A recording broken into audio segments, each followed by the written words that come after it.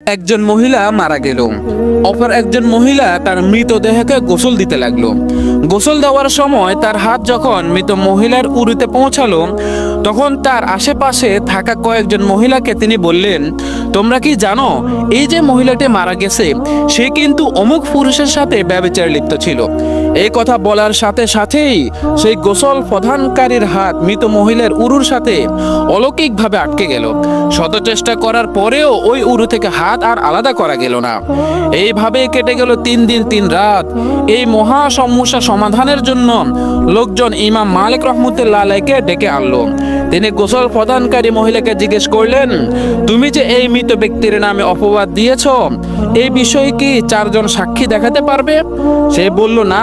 ইমাম মালিক রহমতুল্লাহ আলাই বললেন, পবিত্র কোরআনের বিধান অনুযায়ী মিথ্যা অপবাদের শাস্তি হিসাবে এই মহিলাকে 80টি বেতের আঘাত করা হোক।